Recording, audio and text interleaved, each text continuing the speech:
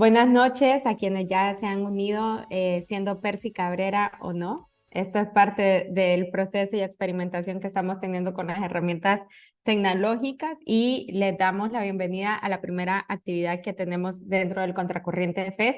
Inauguramos con esta actividad para hablar sobre la inteligencia artificial, retos y oportunidades en el periodismo que combate la desinformación. Quiero empezar diciendo y contándoles un poco, bueno, mi nombre es Catherine Calderón, soy cofundadora del medio digital hondureño Contracorriente y actualmente directora de desarrollo en el área de la unidad de Contracorriente y también dirigiendo Salmón Digital, que por ahí habrán visto alguna de sus logos en la promoción que estábamos haciendo el Contracorriente Fest.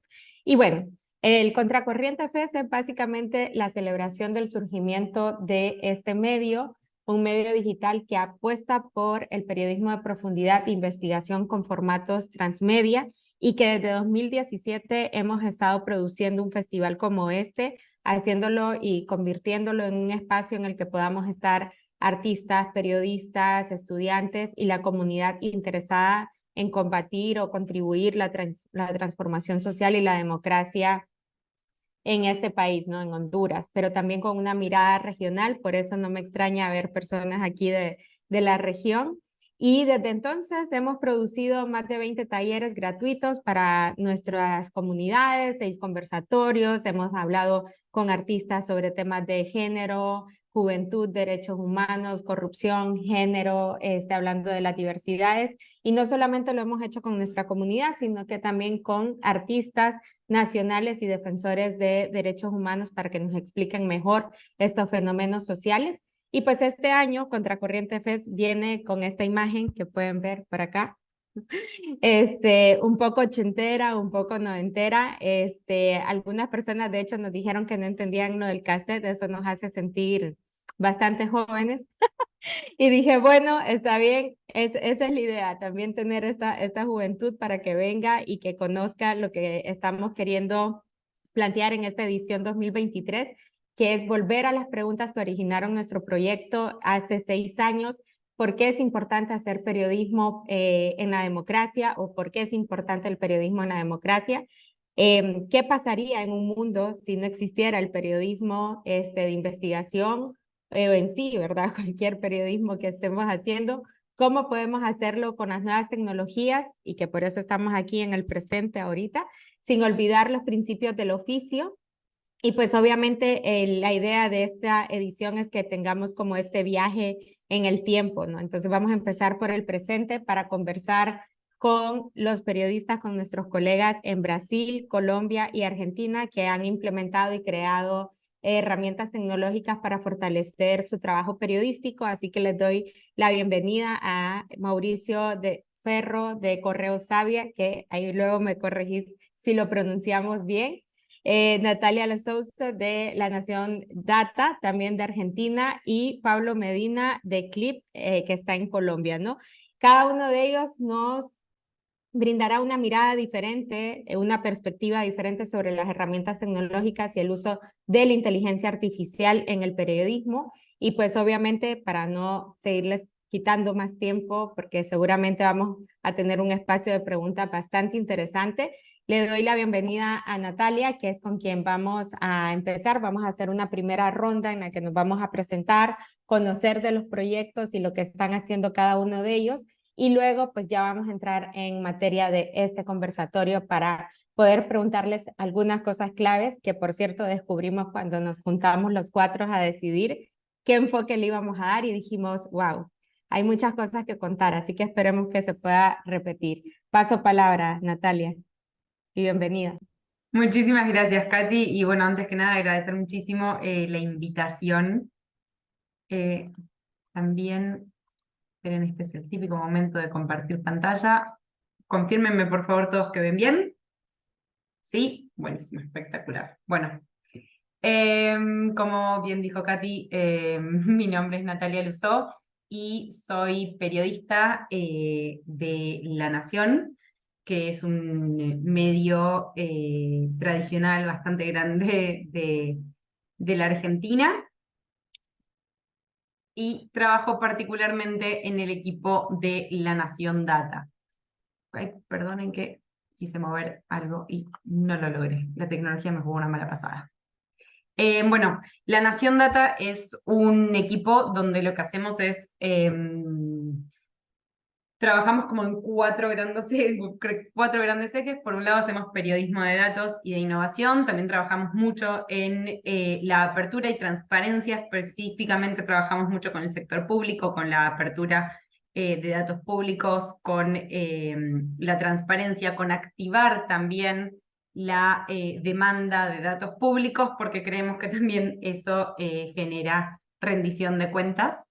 Y trabajamos en muchos proyectos con participación ciudadana y colaboración abierta. Esas son algunas de las cosas que hacemos en el equipo y hoy particularmente lo que les voy a mostrar es uno de los últimos trabajos que hicimos para cubrir el debate presidencial, los dos debates presidencial. Como sabrán, la Argentina está en proceso de definir a su nuevo presidente y nuestra ley electoral establece dos debates presidenciales obligatorios entre todos los candidatos que pasen las elecciones primarias, donde los partidos definen sus internas, y ahora que tenemos balotage, también tenemos una nueva instancia donde Sergio Massa y Javier Milei, que son los dos candidatos que han pasado, tendrán que volver a debatir, ¿no?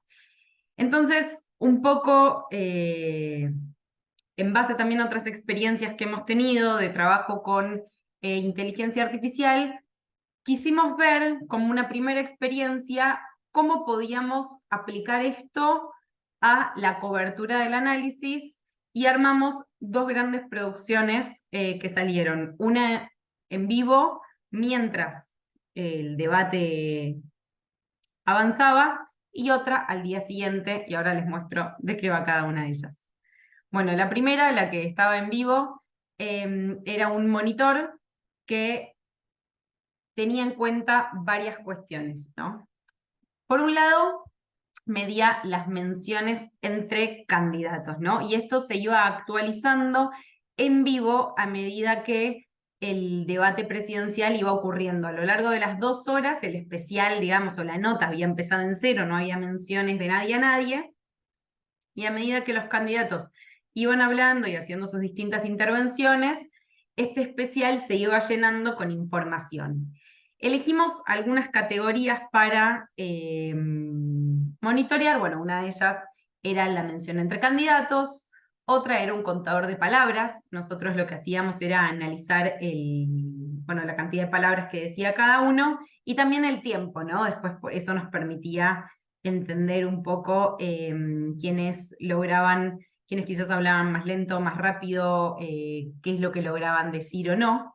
Eran distintas cuestiones donde nosotros estábamos intentando descubrir y acercarnos a entender bien de qué estaban hablando los candidatos en vivo. Esto, por ejemplo, tenía en cuenta los tiempos máximos establecidos de presentación que tenía, para hablar que tenía cada uno de los candidatos, y como verán, la mayoría se excedió unos segundos. Bueno, y después también otra cosa que hicimos en vivo fue medir cuáles eran las palabras más usadas de cada uno de los candidatos, ¿no? Por ejemplo, y si se fijan al lado de esta infografía también están los números con la cantidad de veces que se mencionaban. Entonces, por ejemplo, Javier Milei, que es el candidato del Partido de la Libertad Avanza, mencionaba Argentina, inflación, fiscal, que, bueno, podía venir de varias palabras. Casta, que es la forma en la cual él se refiere a los otros políticos, habla mucho de la casta política, que dice que, bueno, básicamente todos sus adversarios se refiere a ellos como parte de la casta. El Fondo Monetario Internacional, después Patricia Bullrich, que mencionaba, bueno, Argentina, país, inflación, masa, que es otro de los candidatos, tipo de cambio. Massa, que una de las palabras que más mencionaba también era Argentina, pero muchísimo más que Patricia. Bullrich, bueno, país también. Plantear, desarrollo y Milei, que también de nuevo como otro de los candidatos. Juan Schiaretti, que mencionó, bueno, gobierno, Argentina, Córdoba. Córdoba es la provincia de la cual él forma parte. Tipo de cambio, palabra que comparte también con Patricia Bullrich, y fiscal, palabra que comparte por ahí con Javier Milei, ¿no? Y después Miriam Bregman, que bueno, sus dos palabras más mencionadas eran los nombres de dos candidatos. Después Libertad, Fondo Monetario Internacional, igual que Javier Milei, y gobierno. Después también otra cosa que fuimos midiendo eran todas las distintas palabras, ¿no? Entonces, por ejemplo, medimos la cantidad de veces que los candidatos hacían referencia a salarios. En este caso, Miriam Bregman, la candidata de izquierda, solamente hizo mención a ello 2 veces, Juan Schiaretti también, y Patricia Bullrich una. En cambio, Javier Milei y Sergio Massa nunca mencionaron, nunca hablaron sobre los salarios. Bueno, hicimos lo propio también con corrupción, pobreza, democracia y otras palabras que decidimos monitorear para entender cuántas veces mencionaba cada uno de todos esos candidatos. ¿Y dónde está la inteligencia artificial, no? ¿Qué es lo que hicimos con inteligencia artificial? Bueno, básicamente lo que teníamos era un proceso donde recibíamos como todas las transcripciones que se autogeneraban en vivo con un proceso de inteligencia artificial, las corregíamos y a partir de eso teníamos como un programa que identificaba rápidamente, bueno, todas estas palabras, las menciones entre candidatos, etc. Y después, por el otro lado, hicimos una segunda producción. Katy, vos por las dudas anda diciéndome cómo venimos de tiempo, que yo no me quiero exceder. Va bien, va bien. Muy bien, perfecto, pero bueno, cualquier cosa, interrumpime sin problema. Y después, al día siguiente, seguimos experimentando con inteligencia artificial un poco, pero lo que decidimos hacer es analizar las expresiones faciales de los candidatos, ¿no? Entonces, para ello, lo que hicimos fue tomar los videos, procesarlos también con inteligencia artificial mediante un proceso que leía directamente, o sea, como interpretaba las distintas fotos que les pasábamos de los candidatos y les detectaba el estado de ánimo, ¿no? Entonces tenía, por ejemplo, a Patricia Bullrich, la encontró una mayor cantidad de veces confundida, después también bastante enojada, calma, triste, una vez alegre y 6 veces disgustada. Y a Sergio Massa, por ejemplo, lo encontró sorprendido en varias oportunidades, más que nada calmo, triste, confundido, bueno, y enojado, ¿no? Las únicas dos fotos que traje son de Patricia Bullrich y de Sergio Massa. Si les interesa ver todos los demás candidatos después, les puedo pasar el link, tanto de esta producción como de la anterior. Y a eso le sumamos una capa más, ¿no? Además de entender solamente los estados de ánimo, otra cosa que hicimos fue un análisis de sentimiento. Y para esto le pedimos a la inteligencia artificial, por así decirlo, que leyendo la transcripción entera de los discursos nos identifique el sentimiento. Entonces, por ejemplo, acá tengo un ejemplo de la introducción que hace Miriam Bregman, una de las candidatas, que toda esa intervención la inteligencia artificial la detecta como positiva. Y al final de todo teníamos el análisis de todos los candidatos, de cuántas veces se habían expresado de alguna forma que la inteligencia artificial detectaba como positiva, negativa, neutra, acá están todos, o un sentimiento mixto, que es que había tanto positivo como negativo y no se puede terminar de determinar cuál es. Bueno, y acá otra, por ejemplo, que era un ejemplo de algo falso. Bueno, ¿qué utilizamos para hacer cada una de todas estas cosas? Utilizamos distintos servicios. Con Amazon Web Services Recognition, que es un servicio que detecta expresiones faciales en un video o una imagen, es que hicimos toda la identificación de las imágenes. También utilizamos Amazon Web Services Transcribe para transcribir todo el audio de los videos.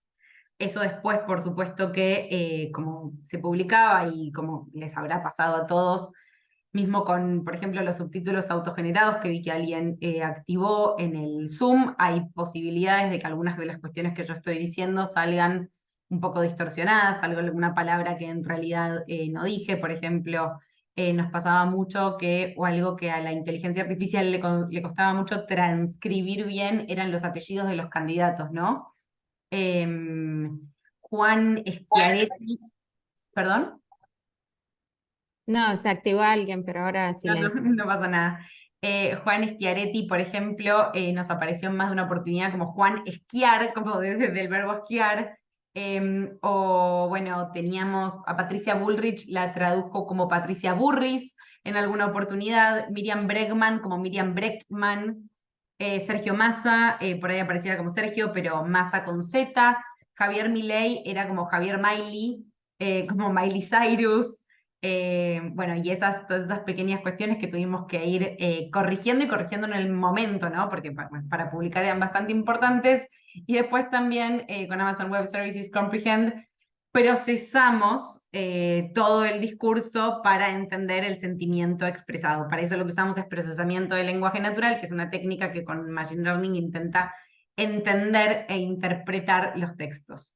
Y después también utilizamos otro servicio de transcripción de audios, que es Whisper, que era un poco más, bueno, utilizamos ambos. Algo que me parece muy importante destacar es que para estas dos producciones fuimos un equipo gigante. Todo este forma parte del equipo tanto de diseño como de edición y de chequeo en vivo de muchas de todas estas cuestiones. La verdad es que trabajar con inteligencia artificial siempre necesita de mucha supervisión humana y de mucho seguimiento humano específicamente para poder publicar en vivo como lo estábamos haciendo. Entonces, nosotros habíamos armado todo un distinto sistema con muchos niveles de validación antes de poder publicar algo, ¿no? Porque, bueno, era importante que, por ejemplo, si a Schiaretti lo estaba traduciendo la inteligencia artificial como esquiar, por ejemplo, esquiar no aparezca como una de las palabras más mencionadas, porque no era realmente esa una de las palabras más mencionadas. Uno que recuerdo también que me dio bastante risa que se tradujo, era alguien habló del aguinaldo y decía aguinaldo, y guinaldo con mayúscula, como si guinaldo fuese una persona.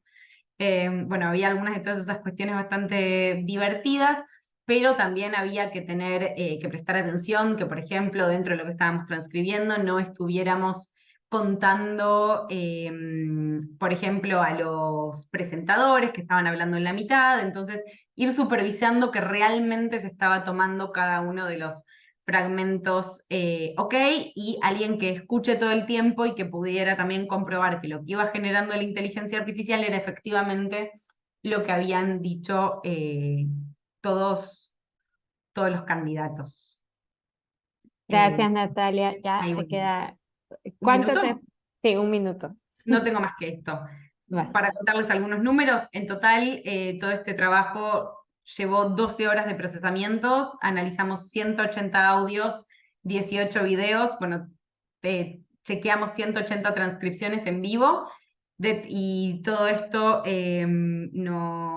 bueno, obtuvimos 1780 expresiones y detectamos más de 1500.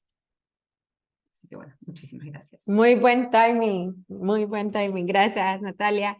Luego Por favor. conversamos, ahí ojalá que hayan sacado capturas de pantalla de lo que nos iba contando Natalia. Nos vamos hasta Brasil, muy cerca de Argentina, para que Mauricio nos cuente cuál ha sido su experiencia utilizando las herramientas tecnológicas en el periodismo y pues nos va a hablar de algo sumamente importante para nosotras en Contracorriente, así que te paso palabra. Muchas gracias, Katy. Un gustazo hablar con ustedes. Perdóname desde ya por mi portuñol, pero haré mi mejor. Y empezando ahora mi presentación. Bueno, aquí está. Yo soy creador. ¿Todos consiguen mirar? Sí, Ok. sí. Perfecto. Entonces, ese es mi periódico. Se llama Correo Sabiá, que está mañana haciendo 5 años. Y Correo Sabiá es la primera organización periodística brasileña creada de una manera innovadora en el WhatsApp para hacer el periodismo viral. Entonces, empezamos combatiendo desinformación, pero no haciendo el tradicional fact-checking, sino tornando el periodismo viral por el app de mensajería. Entonces, aquí yo muestro un poco de las citaciones que tuvimos en ese tiempo, y en aquel momento compartir era como escalar. Entonces, en cada mensaje había un link para que la gente, cuando compartisse también la invitación para que más gente entrase en los grupos. Entonces, con esa manera, yo generaba confianza y enganchaba mi audiencia. Entonces, aquí yo muestro un poco cómo eso se fue inovador en aquel tiempo. Y mira que hasta hoy el Nieman Lab de Harvard hace artículos mostrando cómo tornar el periodismo viral en el WhatsApp, que yo hago desde 2018. Entonces, por ese trabajo, mi primer reconocimiento internacional fue cuando yo me torné un fellow de la ICFJ, International Center for Journalists, en 2020. Y una de las más grandes contribuciones de este fellow, bueno, yo creé un sitio web y un podcast también, pero lo que yo trago por toda mi vida es esa frase, esa sentencia: make it cool and have fun, de mi mentor. Entonces, yo envaso todos los productos que desarrollo hoy en esa frase, porque nosotros tenemos que enganchar la audiencia para construir confianza, y tenemos que cambiar el periodismo en una cosa cool, para que la audiencia sí consuma ese producto. Entonces, por esa sentencia, yo empecé a desarrollar el plató, y yo hago siempre una broma, que plató es una plataforma para conectar la audiencia con los periodistas. Entonces, es una plataforma interactiva en que la audiencia con preguntas las hace para que sea respondida por los expertos y los periodistas de una manera con gamificación. Entonces, yo no consigo pasar más. Un momento. Bueno, Estos no son sé los por... retos de la tecnología a veces. Sí, mira. Uh,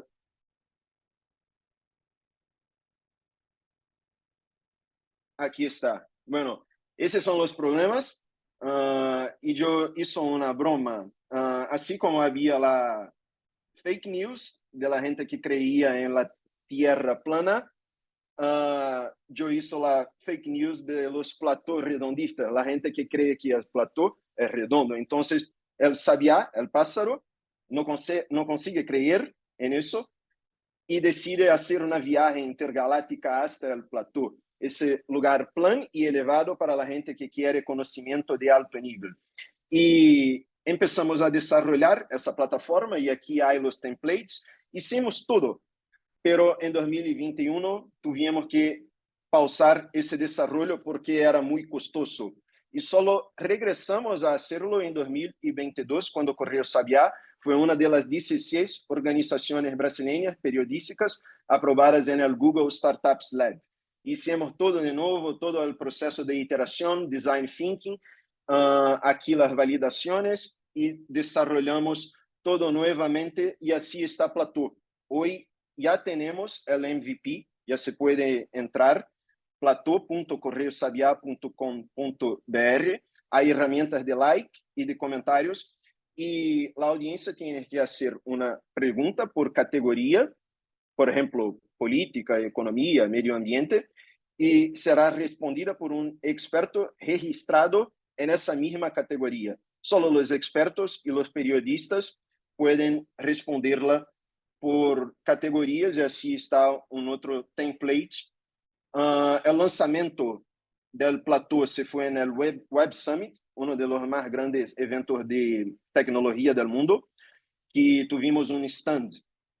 Y después empezamos a desarrollar un plugin para que toda organización periodística del mundo pueda tener un plugin para que su propia audiencia tenga una herramienta para conectarse con los periodistas. Entonces, por ejemplo, hay un artículo de Contracorriente. Si quieres, puedes tener un plugin del plató abajo del primer parágrafo para que su propia audiencia se conecte con los periodistas, con aquel periodista que escribió aquel artículo.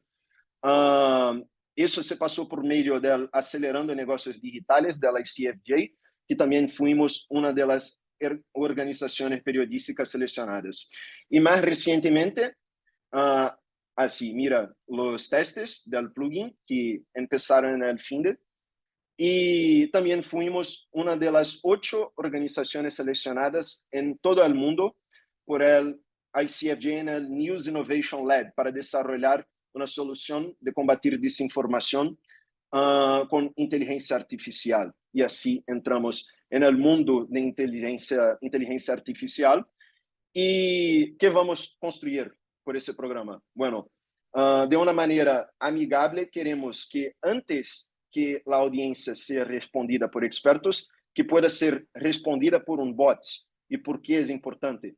Bueno, porque hoy lo que miramos es que la audiencia, cuando cree en una desinformación, mismo cuando le mostramos los datos, no se conforma con aquella información y insiste a todo momento en aquella fake news.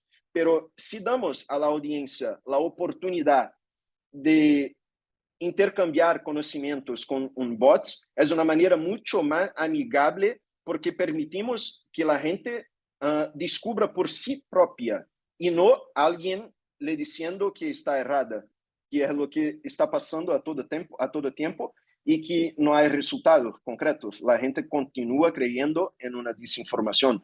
Entonces, eso fue una sugestión del profesor Joshua Scacco de la University of South Florida, y así construimos una timeline en milestones. Estamos ahora en el proceso de prototipar esa solución y ese bot.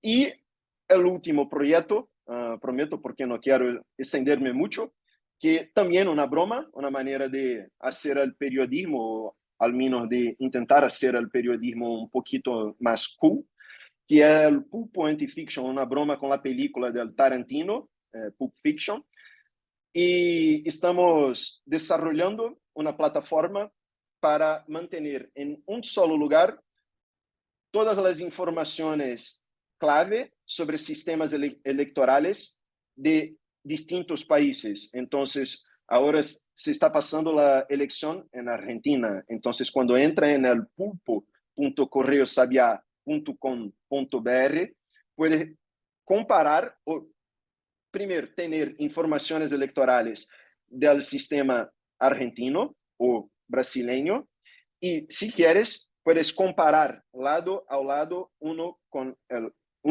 otro.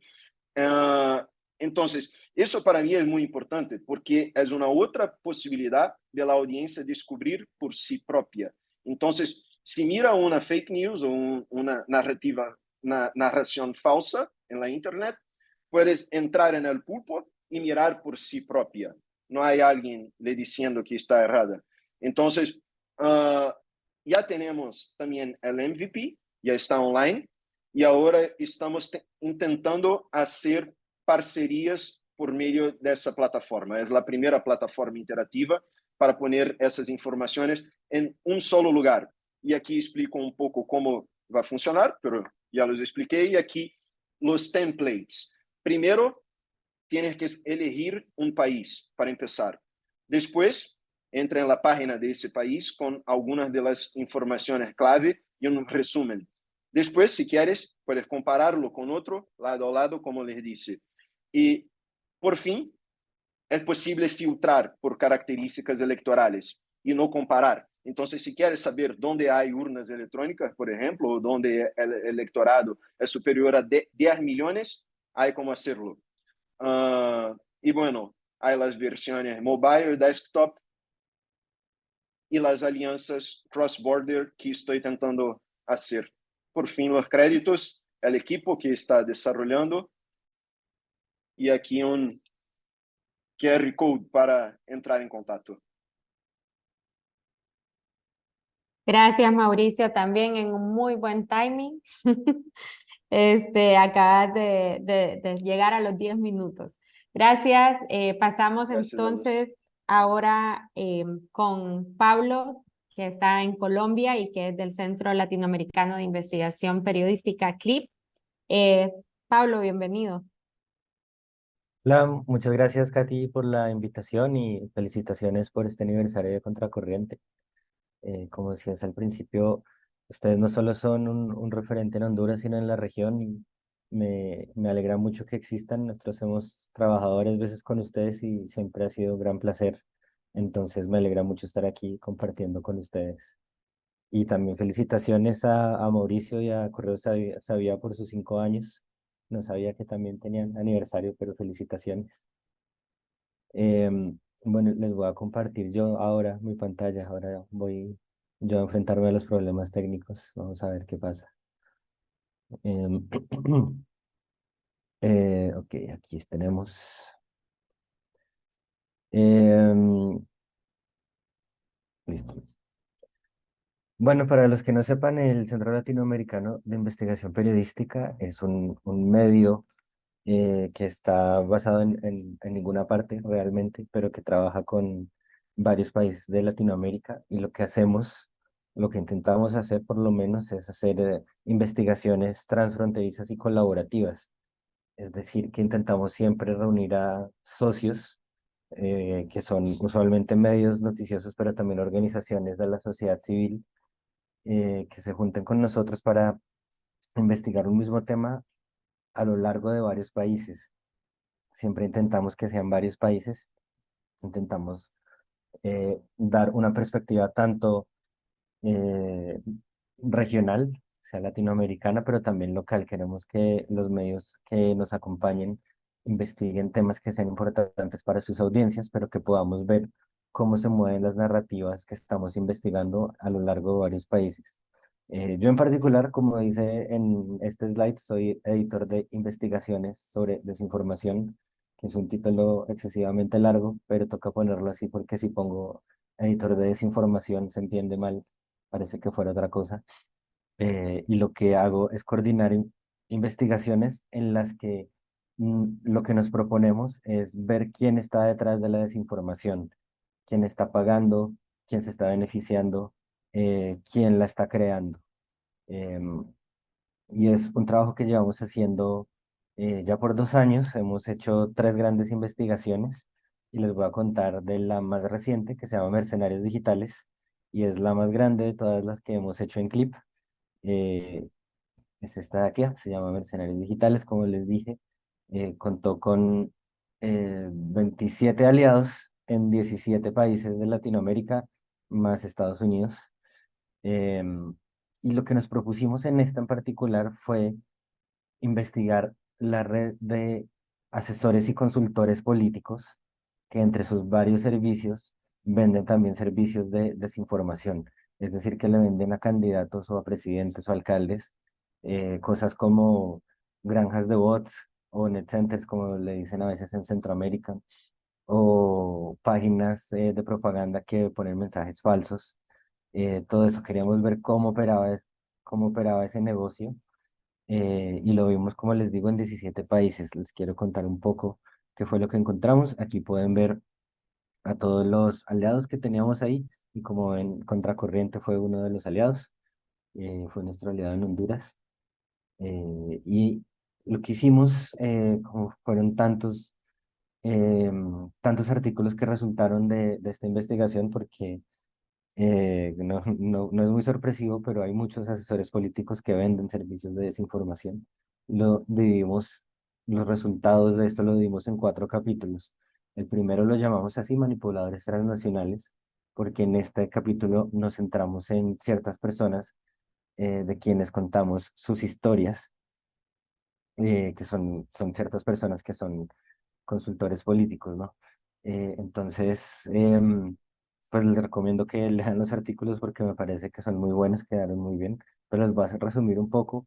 Eh, 3 de los artículos que hicimos tienen que ver con esta persona, que es un argentino que se llama Fernando Cerimedo, y es un asesor político que trabajó con Eduardo Bolsonaro, el hijo de Jair Bolsonaro, y se hizo famoso en Brasil porque tras las elecciones presidenciales más recientes, hizo un live en Facebook y en YouTube diciendo que todo había sido un fraude, que las elecciones habían sido robadas, y lo hizo porque su candidato Bolsonaro perdió. No tenía ningún argumento real al respecto, simplemente estaba retomando la estrategia que había tenido Trump en Estados Unidos de lo que ahora llaman la gran mentira, es decir una mentira tan grande que es casi imposible de controvertir, porque es tan absurdo y tan ridículo que como que el fact-checking, la discusión racional no funciona contra esto. En ninguno de los dos casos realmente funcionó porque ni Trump ni Bolsonaro son presidentes ahora en sus países, pero sí atrapó a varias personas que siguen creyendo que que una o ambas de esas elecciones fueron robadas. Em, y además, ese tipo Cerimedo estuvo antes en Chile, hizo campaña a favor del no a la nueva constituyente y creó una encuesta falsa en la que decía que el rechazo a la nueva constitución iba ganando. Se lo inventó completamente, no tenía absolutamente ningún argumento para decirlo, pero lo hizo para crear un espacio para la narrativa de que sí había una posibilidad de que el rechazo ganara.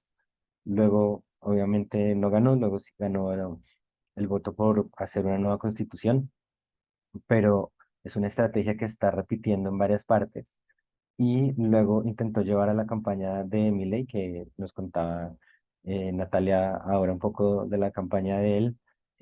Según entiendo, ya lo despidieron de esa campaña porque no es una persona muy agradable, según entiendo, entonces lo despidieron de ahí, pero estuvo intentando como replicar esas estrategias en otros lugares. Y eso es algo que vimos a través de toda esta investigación, estrategias que se repiten en uno y en otro país.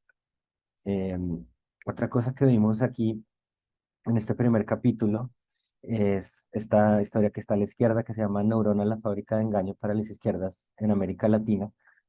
Esta es una empresa de un consultor ecuatoriano que vive hace muchos años en México, que se llama César Hernández, que les ha hecho campaña digital a varios gobiernos de izquierda en Latinoamérica, en particular a Luis Arce en Bolivia, a Rafael Correa en Ecuador, a, a López Obrador y su partido Morena en México y al partido Podemos en España.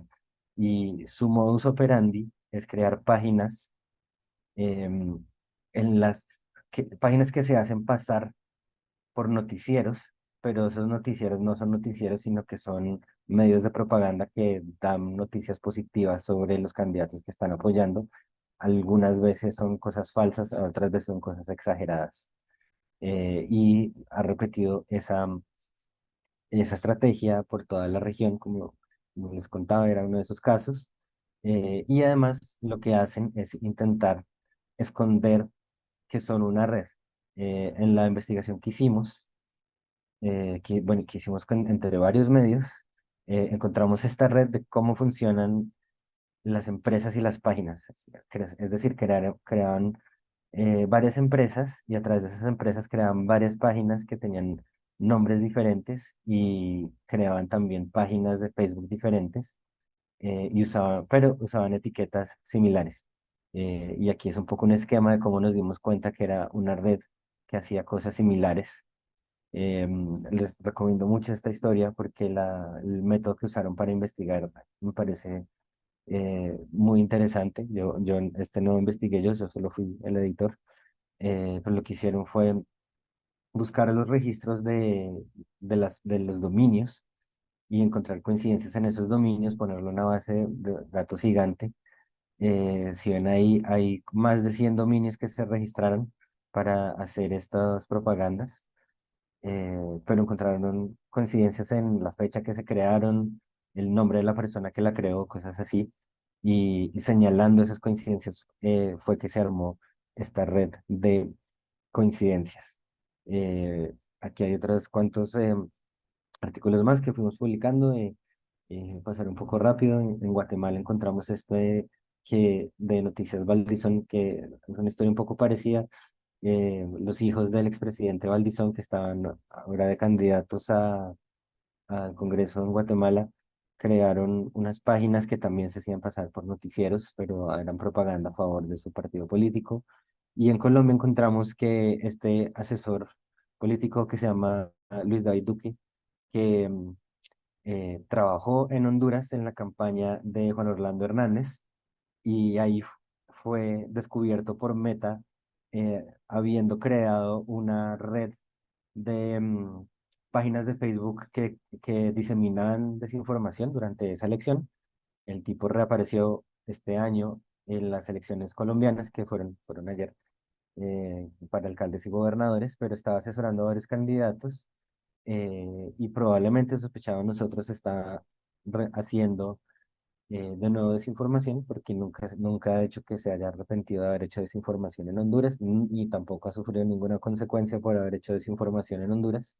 Pero además encontramos que tuvo contratos con la Contraloría Nacional y algunas alcaldías en Colombia, en la que había perfilado a ciertas personas y decía si apoyaban a la institución o no apoyaban a la institución, y le decía a esas instituciones cómo tratar con esas personas, como si eran opositores, cómo reaccionar en redes ante ellos.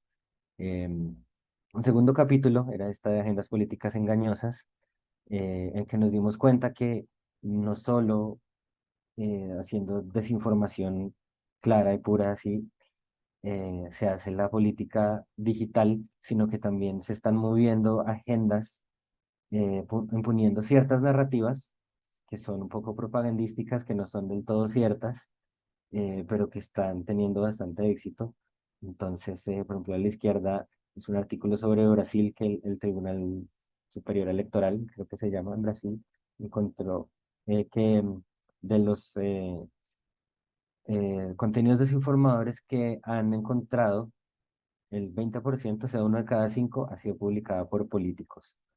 Esta de la mitad es que el partido Vox, que es un partido de derecha en España, se ha aliado con muchos políticos de derecha en Latinoamérica para ponerse de acuerdo con ciertas narrativas e impulsar las mismas narrativas en varios países. Entonces vemos que en varios países se mueven las mismas etiquetas, los mismos miedos y preocupaciones, digamos, miedo sobre el aborto, miedo sobre la agenda LGBT, como le dicen, o la Agenda 2030, que también sacan de contexto, y están ganando más seguidores con esa agenda.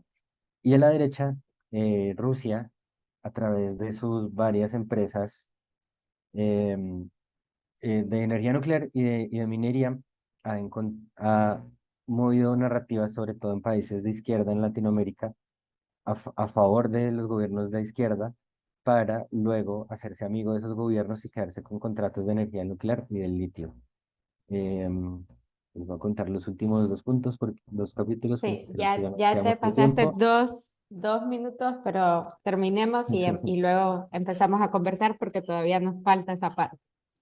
Bueno, el tercer capítulo es de puntos flojos de las plataformas, en el que encontramos que las plataformas han intentado hacer algo con la desinformación política, pero realmente es muy fácil evitarlo.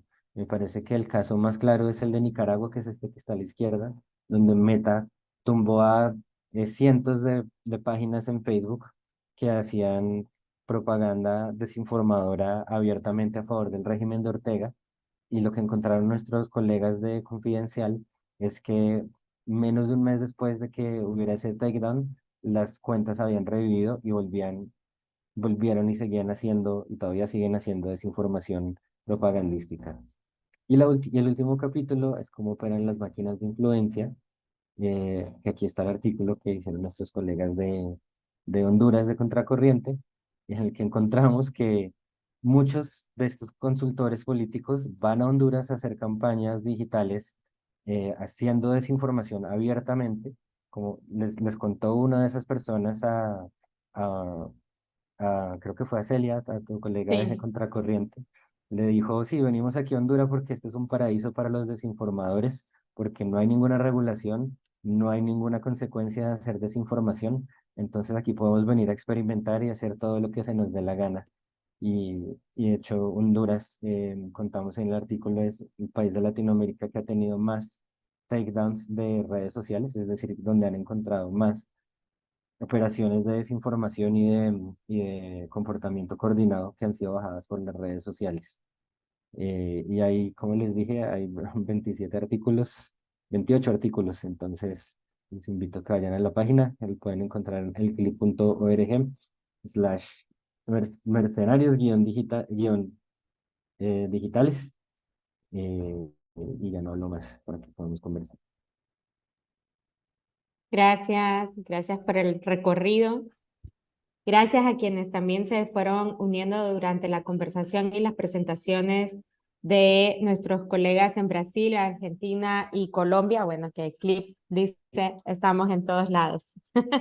Y está bien, porque necesitamos estar en todos lados para poder descubrir a estos desinformadores y poder tener estas conexiones regionales. Gracias.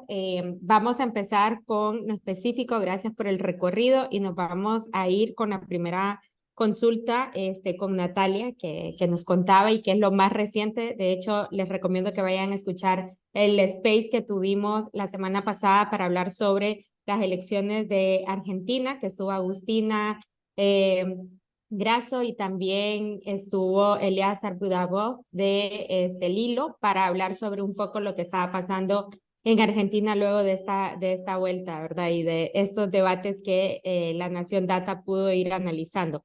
Natalia, nos compartías como lo que yo llamaría como el génesis de cómo los políticos van instalando estas narrativas a través de sus discursos políticos.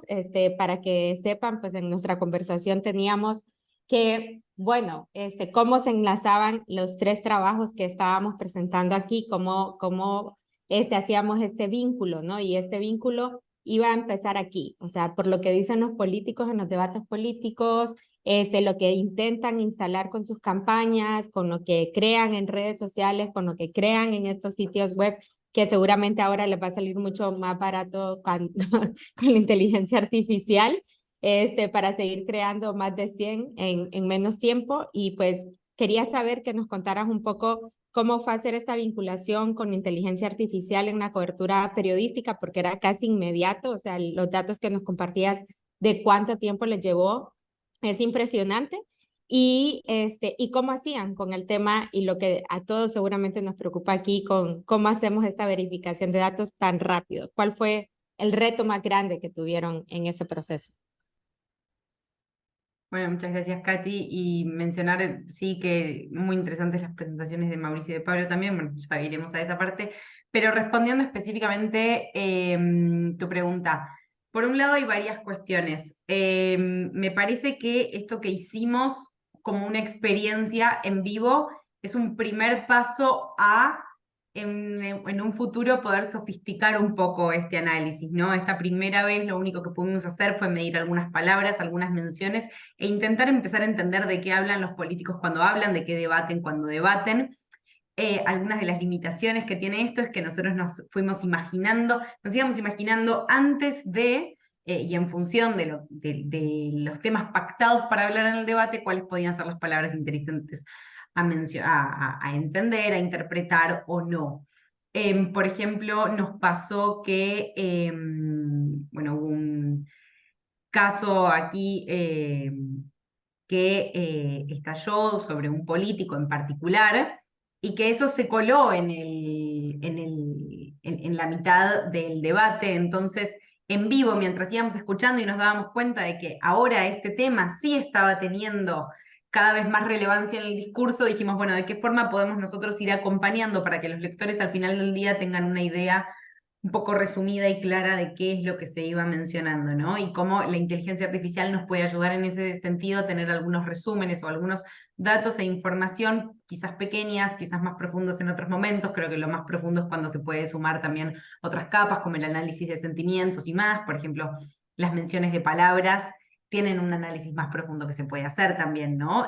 No es lo mismo si un candidato menciona la corrupción para hacer una denuncia que para, por ejemplo, defenderse de una acusación. O lo mismo, por ejemplo, con el cambio climático. No es lo mismo si un candidato como nos pasó, por ejemplo, que es una de las palabras y uno de los términos que medimos en el caso de Javier Milei. Él mencionaba el cambio climático, al igual que Miriam Bregman, por ejemplo, pero Miriam Bregman lo acusa durante una pregunta cruzada de negar el cambio climático, y él responde: yo no niego el cambio climático. Entonces, empezar a pensar también cómo nosotros podemos ayudar, bueno, o ver un poco alguna de todas esas cuestiones, qué es lo que nos dicen todos esos, qué es lo que nos dice todo eso, y un poco eso es lo que intentamos hacer al medir todas estas cosas. Pero las dificultades son, bueno, esto de que se mide en tiempo real, y la verdad es que lo hicimos bastante rápido, era algo que fuimos haciendo durante el correr de la noche electoral, perdón, de la noche del debate, y que requería del enroque de muchos equipos. Y después también particularmente sobre la verificación, algo que me gustaría como aclarar es que nosotros no verificamos la información en vivo. Hubo otra pieza informativa que se dedicaba a medir, nosotros nos dedicábamos más al análisis de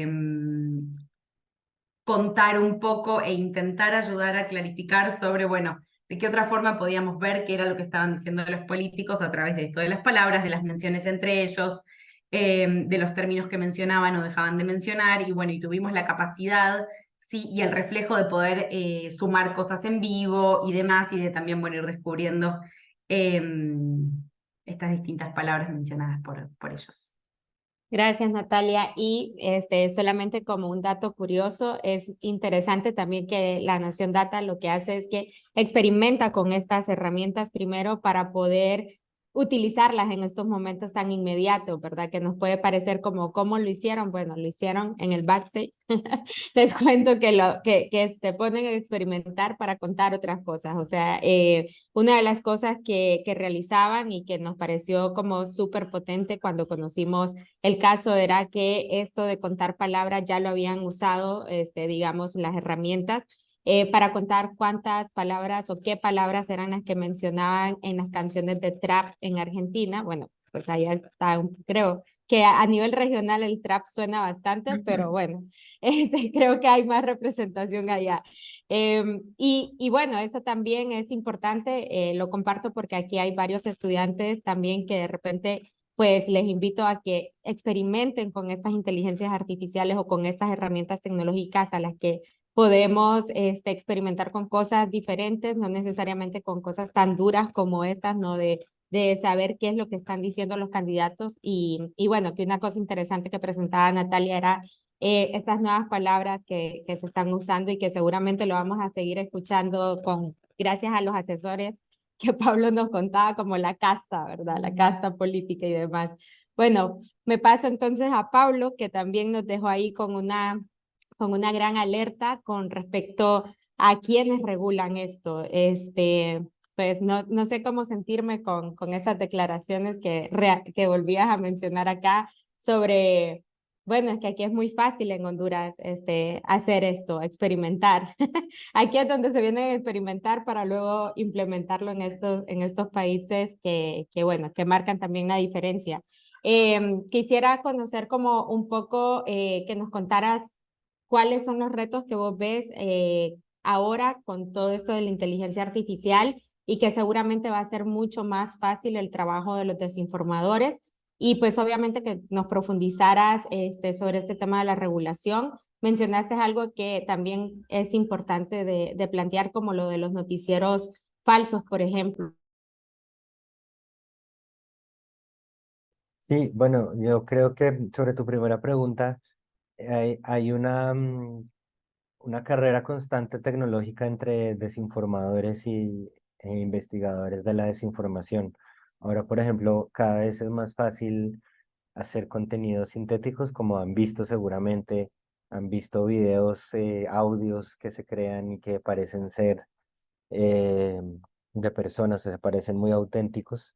Entonces cada vez eso va a ser más difícil de detectar y de desmentir con los métodos que tenemos a nuestra disposición actualmente, pero también creo que la tecnología de este lado también va a seguir creciendo. También seguramente van a surgir herramientas para detectar videos falsos o audios sintéticos, todo eso. pero va a ser una carrera constante, casi como que una guerra fría, ¿no? Que un lado se arma y el otro lado se arma también. Pero sí es un reto, sí es algo que hay que tener en cuenta. Em, y estoy hablando hace poco con unos colegas de Guatemala, hace quizás un mes, donde sucedió un caso en el que hubo un audio que decían que era del presidente Yamatei y de su asesor, que olvidé su nombre. Decían que era como una pelea entre ellos dos. Y luego el presidente salió a decir que eso era un audio creado por inteligencia artificial, que eso no era su voz realmente. Y lo que me dejó pensando a mí es que eso crea una, eh, una oportunidad para los desinformadores, que aclaro que no sé si era o no la voz de verdad de Yamatei o no, pero en cualquier caso, eh, es que se genera la duda. Es muy fácil decir simplemente, sí, eso es inteligencia artificial y por ahora no tenemos manera de darle la razón a un lado o al otro lado. O si la tenemos, toma mucho tiempo y mucho esfuerzo y es muy difícil de descifrar. Y eso nos va a pasar con muchas otras cosas, con imágenes, con videos, con cosas así. Entonces yo creo que sobre tu segunda pregunta sobre la regulación, yo creo que es importante dos cosas. Primero, abogar por una regulación de cómo se pueden crear contenidos con inteligencia artificial, que es una discusión que ya está pasando mucho en inglés en Estados Unidos. Hay hay una carta firmada incluso por personas que están detrás de empresas que crean inteligencia artificial, diciendo que se debería regular la inteligencia artificial, pero también hay otras cartas por investigadores de inteligencia artificial que también dicen que se debería regular, pero se debería regular de otra forma. Creo que es difícil saber cómo hacerlo aún, sobre todo porque los procesos legislativos son lentos en todos los países, y en cambio la tecnología de inteligencia artificial está evolucionando muy rápidamente. Entonces es muy difícil saber exactamente cómo poner eso, pero creo que sí es importante hacerlo. Y creo, y esto lo he dicho hace 5 años y no ha habido mucho cambio, pero creo que es muy importante también regular a las plataformas de redes sociales donde se comparten la desinformación. Y creo que lo más importante es que esa regulación eh, em, impulse o presione a las plataformas de alguna manera para regular sus propios contenidos. Eh, y lo digo eso por dos razones. Uno, porque la mayoría de proyectos de ley que yo he visto que se han movido en Latinoamérica al respecto ponen la responsabilidad sobre el usuario que comparte la desinformación. Y eso me parece un error, porque eso puede derivar muy fácil en censura, puede derivar en que un gobierno pueda decir, como tú dijiste algo falso, entonces te lo voy a borrar. Y eso termina en que el gobierno termina decidiendo qué es lo falso. Y eso, bueno, todos somos latinoamericanos aquí, creo, entonces todos sabemos que eso puede salir mal. Em, y segundo, porque las plataformas en estos momentos no tienen realmente ningún incentivo para frenar la desinformación en sus plataformas, porque en estos momentos las plataformas no les interesa que sus contenidos sean veraces, porque son una empresa y como empresa su incentivo es tener ganancias. Entonces, en este momento que haya mentiras en sus plataformas o desinformación o propaganda política, si no corta sus ganancias, no les importa realmente. Entonces, creo que la regulación sí debería atacar un poco esto y forzarlos de alguna manera, que no sé cuál sería la manera. Hay mucha gente más inteligente que yo pensando en esto, pero creo que de alguna manera sí debería atacar cómo las plataformas tienen que sentirse presionadas para moderar mejor sus contenidos. Gracias, Pablo. Nos vamos a Brasil. Definitivamente creo que lo del tema de la regulación va a ser tema de otro space o de otro espacio también para hablar, o quién sabe, para que pensemos entre todos qué cosas pueden funcionar y tengamos ese espacio de compartir experiencias o lo que hemos encontrado, ¿no? Mauricio, nos vamos con vos, que nos conversabas de un concepto que es como periodismo sin barreras, ¿no? Esta inmediatez de hablar con las redacciones, de hablar con expertos sobre X tema Y obviamente a nosotras en Honduras nos interesa, es algo que nos gusta, sobre todo cuando estamos viviendo en un país donde apenas aproximadamente el 19% de la población tiene acceso al Internet y que obviamente el hecho de tener un proyecto como el tuyo que empezara en WhatsApp, que es como lo más inmediato, ¿no? Y que luego se transformara en estas herramientas para confirmar información, pero luego también toda esta asociación con la cultura pop para poder hacerlo un poco más llamativo. ¿Cómo ha sido el proceso de creación? Que ya nos contabas un poco, pero ¿cómo ha sido la implementación de estos plugins ya en el proceso? ¿Cuál ha sido el resultado? ¿Qué cosas son las que deberíamos de estar pensando para quienes se quieran sumar a esta iniciativa, ¿no? Ok, bueno, Pablo dice un punto muy interesante para mí, que es la creación de herramientas que hacen, que propagan contenido falso, al mismo tiempo que hay también herramientas para combatir desinformación. Y para mí la solución para ese problema es construir confianza con la audiencia. Entonces, los productos que hago en Correo Sabiá son enderezados a combatir tres grandes problemas del ecosistema de noticias. Un, desinformación. Lo otro es el rechazo a las noticias. Y por fin, el último es construir confianza. Entonces, lo que hará la diferencia, la distinción entre la gente que cree en una narrativa falsa o en lo que decimos es si la gente acredita en nuestro trabajo, es un punto, y lo otro, si conseguimos alcanzar esa audiencia. Entonces, es muy importante hacer todo junto, combatir desinformación, alcanzando a la gente y construyendo confianza poco a poco. Y para mí, la construcción de confianza es con interacción en un proceso sin barreras. Y bueno, lo que se pasa en Honduras se pasa también de alguna manera en Brasil. Por ejemplo, hace poco tiempo, algunos minutos, un poquito antes de entrar en ese webinario, una persona salió del grupo del Correo Sabiá, que hay un montón de gente, hay muchos grupos, pero una salió. Y toda vez que eso se pasa, y se pasa todos los días, de la misma manera que hay gente entrando, ingresando, hay gente también saliendo. Entonces, siempre que alguien sale, yo le pregunto por qué salió y me presento. Hoy, acá es Mauricio Ferro, creador del Correo Sabiá, y mire que ha salido del grupo y quería saber por qué y si hay algo para hacer mejor mi trabajo. Porque es una manera de colectar feedbacks de los usuarios y de hacer el periodismo sin barreras de verdad. Entonces, todos los feedbacks que recibo, no todos, pero 99% de ellos es que no hay más espacio en el WhatsApp para más mensajes. Entonces, esa es una barrera de nuestro trabajo acá en Brasil y creo que en Honduras también, Argentina, Colombia, por toda parte. Pero mira, hay una construcción de confianza porque la gente me responde primero, es un punto muy importante.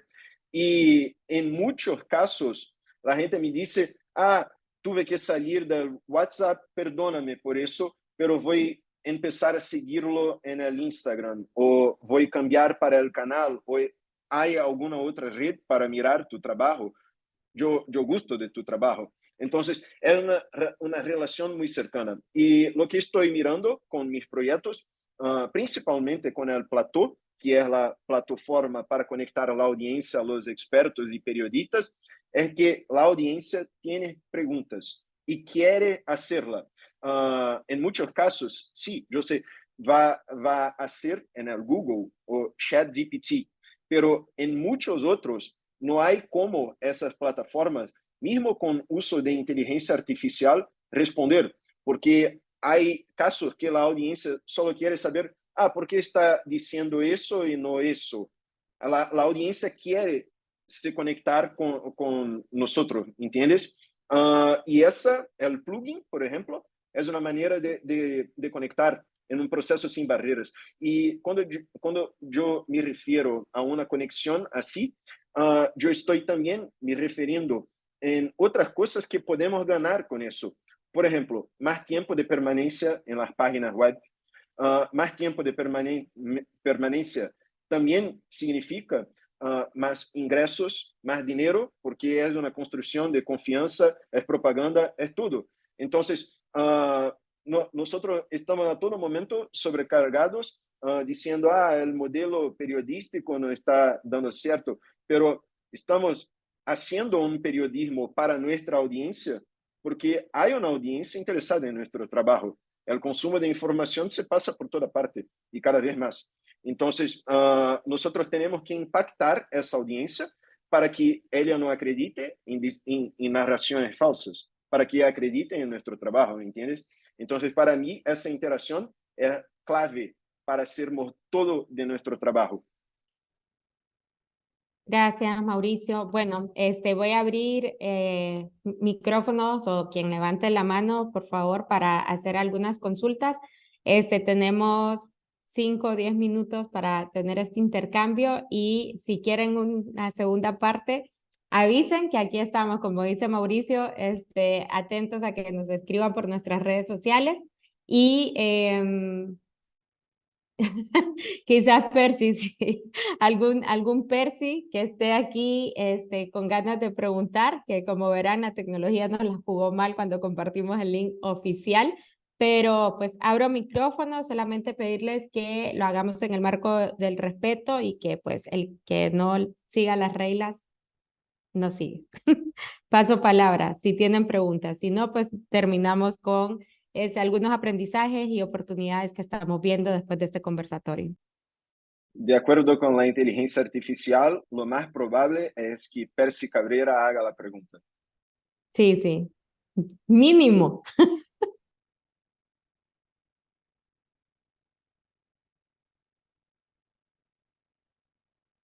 Si no, también pueden escribir al chat en caso que no quieran abrir micrófonos o presentar en cámara, ¿no? Y mientras hacen sus preguntas, el verdadero Percy, el verdadero Percy no está conectado, eso es lo más chistoso, pero bueno, es una cosa importante que nos lleva, gracias, Emi, una cosa que nos lleva este conversatorio es que sí, creo que yo ahora que estoy experimentando mucho con todas las inteligencias artificiales, herramientas que salen, estoy muy emocionada con lo que puedo llegar a hacer, ¿no?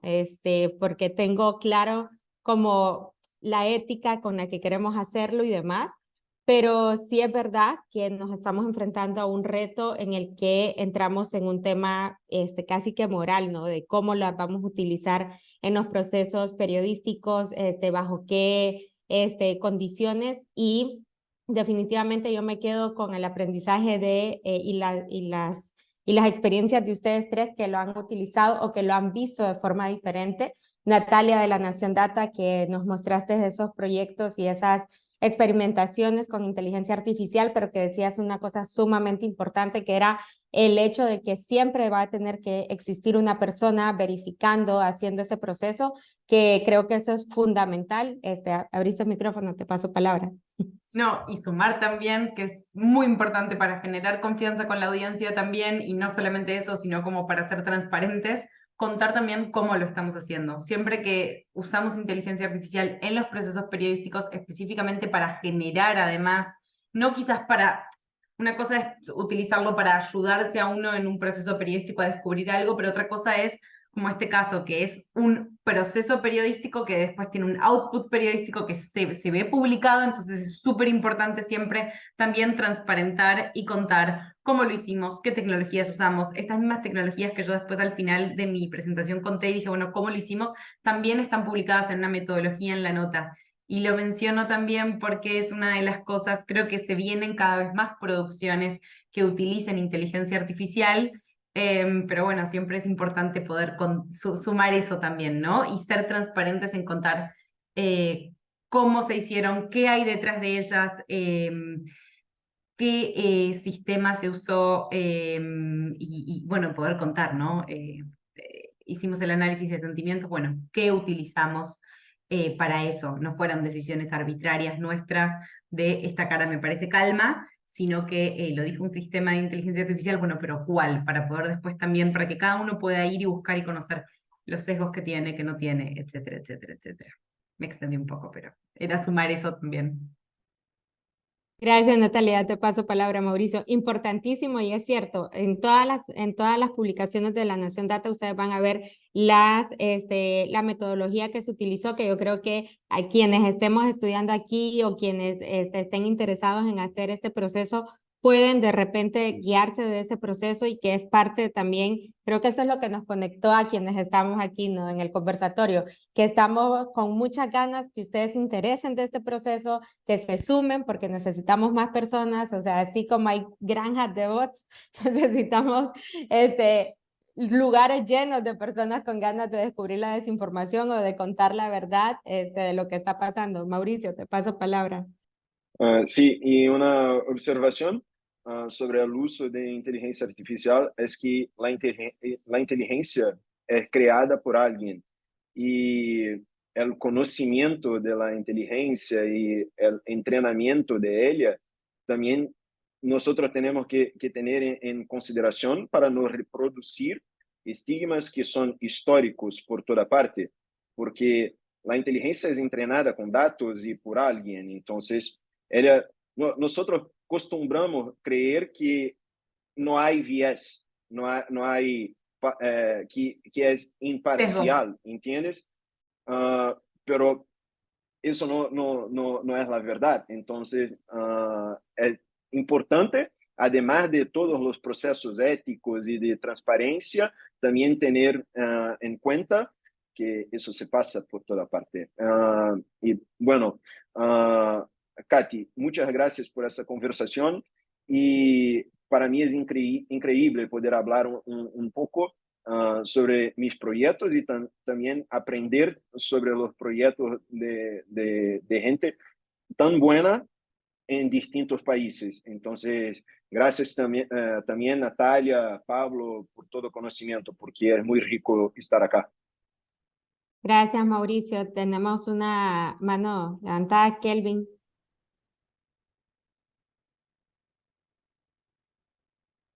Mientras toma palabra Kelvin, en el Yo chat les tengo otra estoy dejando. consulta. Hola, Jorge, dale. Hola, primero quisiera saber, bueno, para Natalia, si es caro este tipo de adquisición de herramientas.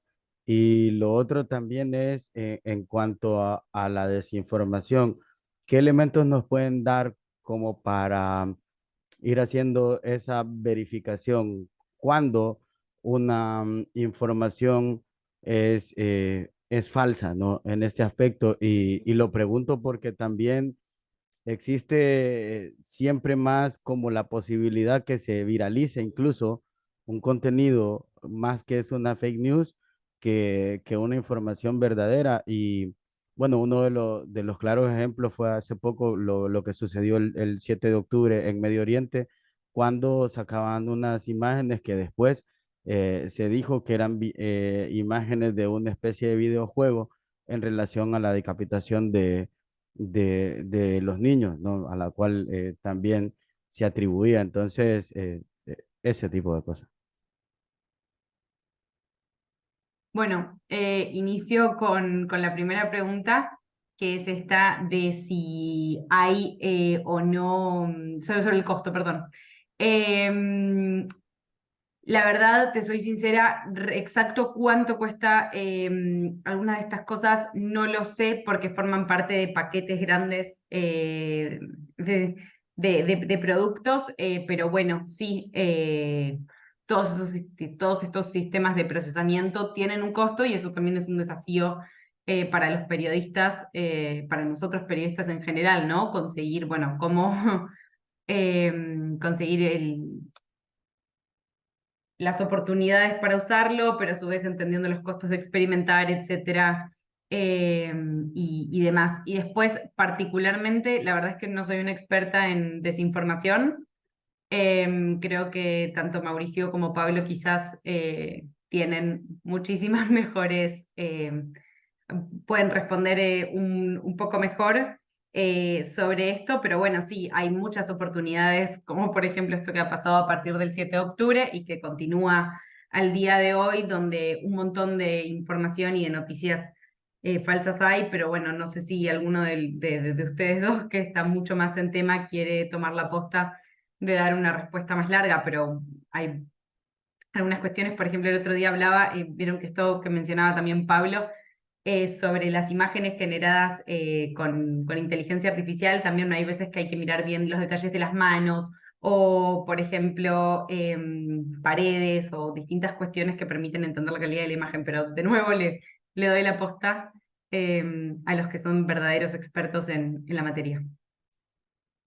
Eh, bueno, Jorge, tú tienes razón en una cosa de lo que dijiste y es que se viraliza mucho más fácil algo que es una desinformación que algo que es un contenido verdadero y es por una razón muy sencilla y es que el mundo es muy complejo, pero las mentiras suelen ser muy sencillas. Entonces, tendemos a creer en cosas que son sencillas, que apelan a nuestros sesgos, que está bien tener sesgos, todos tenemos sesgos, así es como funciona nuestro cerebro. Pero cuando apelan a algo que en lo que creemos y que nos generan emociones fuertes, entonces simplemente compartimos porque nos parece bien, así es como debe ser el mundo. Entonces, por ejemplo, tu ejemplo del Medio Oriente, seguro pues, es una emoción muy fuerte, es una, o sea, la idea de niños decapitados genera una emoción muy fuerte. Y según lo que uno crea, es que quizás o un bando tiene más razón o otro bando tiene más razón o lo que sea que uno crea, dependiendo de eso, si uno recibe algo que confirme sus propios sesgos, uno es más propenso a compartir eso. En cambio, los chequeos, los artículos de fact-check son solamente muy complejos, muy técnicos, muy aburridos. Entonces, no todo el mundo lo comparte, no todo el mundo le interesa llegar ahí.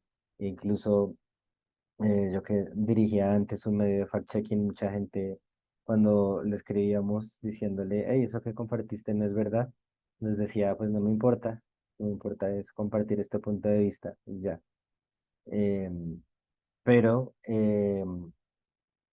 bueno, todo eso es para decir que cómo saber que algo es verdad es una respuesta muy compleja y muy larga y no creo que lo vayamos a resolver hoy.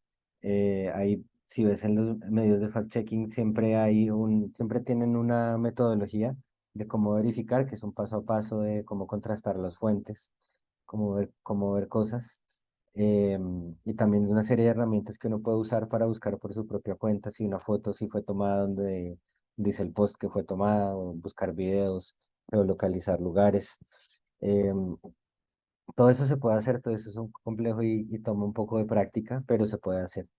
Em, y si preguntas consejos, yo siempre que me preguntan eso digo que un consejo es que si recibes un contenido en redes sociales o en internet, en cualquier lugar de internet, y te genera una emoción fuerte, deberías dudar, deberías preguntarte por qué me está generando esta emoción tan fuerte. ¿Es porque el contenido en sí es muy fuerte o es porque apela a mis emociones? Y no solo emociones negativas, también emociones positivas. Hay un chequeo que hicimos hace mucho tiempo en la página que yo dirigía que se llama Colombia Check. Un ciclista colombiano ganó el Tour de Francia, esa parte es verdad, en 2019 y salió una foto de la Torre Eiffel con los colores de la bandera de Colombia, lo cual era absolutamente imposible porque si estabas viendo la transmisión en televisión, se veía que era de día en París, donde estaban haciendo la premiación y la foto era de noche con los colores de la bandera de Colombia y era muy evidente que alguien había hecho un Photoshop encima de la Torre Eiffel.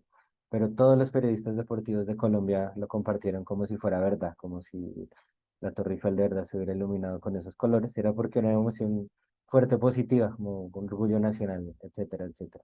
Entonces, como ten en cuenta eso cada vez que recibas algo y duda, y con esa duda, úsala para buscar, como para googlear un poco, a ver qué puedes encontrar al respecto. Yo solo acrescentaría que antes de hacer un fact-checking, también una cosa importante, antes de checar una información eh, y difundirla, es necesario mirar el impacto de alguna narración falsa, porque lo que se pasa también es que cuando no hay un gran impacto de una narrativa falsa y nosotros hacemos el fact-checking, lo que se pasa es que la fake news se va más lejos. Entonces, solo debemos hacer la checaje si el impacto es razonable. Y sobre las herramientas, hay muchas herramientas para mirar localización y después podemos hacer una lista, pero hay herramientas para hacer comparaciones sobre geolocation, o para saber si el texto, para texto es más simple de hacer el chequeo, porque, bueno, lo más difícil es con audios, creo, pero texto es más simple. Y bueno, después podemos mandar una lista de herramientas que pueden ser útiles. Pero para acrescentar solo eso, porque Pablo se fue muy bien. Hacer el chequeo solo cuando la narración se va lejos. Gracias. Ahí teníamos una pregunta en el chat sobre los dilemas éticos y que cuáles, si habían tenido alguna vez uno, y que si podían poner algún ejemplo utilizando Uh, la inteligencia artificial, ¿no? de mi parte no tuve ainda ningún conflicto ético utilizando, pero si pasa eso, una organización periodística, no recuerdo el nombre, pero brasileña, creó una imagen con Generative AI y la imagen no fue buena porque creo que reproducía estereotipos, estigmas, ¿entienden? Ah, entonces, ese fue un problema. Y lo que yo miro hoy son algunas organizaciones brasileñas haciendo guidelines, como guías para producir contenido con inteligencia artificial, lo que se puede y lo que no se puede. Agencia pública brasileña hizo un guía reciente que creo que publicó esta semana, y el núcleo periodismo también hizo, pero hay otras organizaciones también como AP que creo que tienen un guía muy bueno, completo. Bueno, de mi parte es eso. De mi parte, Gracias. perdón, Dale, no. dale, Natalia. Seré muy breve, tampoco recuerdo, en este momento no se me viene a la cabeza, acá ya son las 11:30 de la noche, pero así que puedo estar olvidándome de alguno, pero algún conflicto ético, pero lo que sí resalto una vez más es la importancia entonces de siempre ser lo más transparente con la audiencia posible, contarle qué estamos utilizando, qué no estamos utilizando, para que de esa forma, como bien decía Mauricio antes también, la inteligencia artificial tiene sesgos al igual que nosotros y poder entender qué es lo que estamos utilizando, qué es lo que no, y que el proceso de lo que hay produciéndose sea claro. Y bueno, y después también, por supuesto, siempre mucha supervisión humana. Gracias, Pablo. Sí, yo creo que hay un posible no sé si conflicto de interés, pero sí un dilema, y es que como decían ustedes dos, si bien está manipulado por un humano la inteligencia artificial, muchas veces no sabemos exactamente por qué el output sucede, o sea, no podemos revisar como una máquina como por qué de lo que le pusimos, la data que pusimos, sale esto, otro. Y eso en periodismo para mí puede ser un problema, no creo que les haya sucedido a ustedes aún, pero creo que en alguna investigación periodística sí puede ser un problema que si alguien, como no sé, si hay una demanda ante la investigación que uno hace y le preguntan por qué ustedes concluyeron eso, no es tan fácil decir como por qué la inteligencia artificial concluyó lo que concluyó. Es como que a veces le dicen que es una caja negra, de que no se entiende muy bien por qué hace lo que hace, porque hace sus procesos con sus algoritmos que están por fuera del alcance de nuestro entendimiento. Entonces, estoy de acuerdo y recalco lo que acaba de decir Natalia, hay que ser siempre transparente sobre cómo se hace lo que se está haciendo, por qué se ponen las conclusiones que se están haciendo, y cómo es la metodología de lo que se está haciendo para evitar esos problemas, y no, o sea, no confiar ciegamente ni en la inteligencia artificial ni en ninguna de las otras tecnologías que hemos mencionado aquí. Todos son propensas a equivocarse así como nosotros, porque pues en definitiva son todas creaciones humanas. Gracias, gracias. Tenemos algunas preguntas, pero lastimosamente ya tenemos que ir cerrando. Creo que el espacio estuvo súper bueno. Por favor, quienes se conectaron, escríbanos. Ahí les dejé los diferentes lugares donde se pueden contactar con nosotras. Tenemos un canal de WhatsApp que está disponible en la página que hicimos para el CC Fest. Y recuerden que estamos celebrando nuestro 6º aniversario. Empezamos este viaje del Contracorriente Fest con el presente para poder saber cómo se estaban utilizando las herramientas tecnológicas en estos procesos periodísticos, cuáles son los retos y oportunidades. Vamos a subir este video en nuestra página y en YouTube, pero obviamente ahí les vamos a pasar las presentaciones, la relatoría de qué fue lo que se vivió en el primer taller y la primera masterclass y conversatorio que tuvimos en este momento, ¿no? Gracias, gracias de verdad por conectarse tanto tiempo. Ahí nos estamos viendo. Gracias, Natalia, Mauricio, Pablo, de verdad, de corazón. Chao, Muchas gracias por la invitación, Katy. chao, chao. Muchas gracias, Katy. Gracias también, Nat, Gracias, Pablo Percy. Sí. y a todos. Ha sido un gusto, Mauricio, Pablo, a todos. Gracias por su atención, a todos. Así que nada. Bye, chao, chao.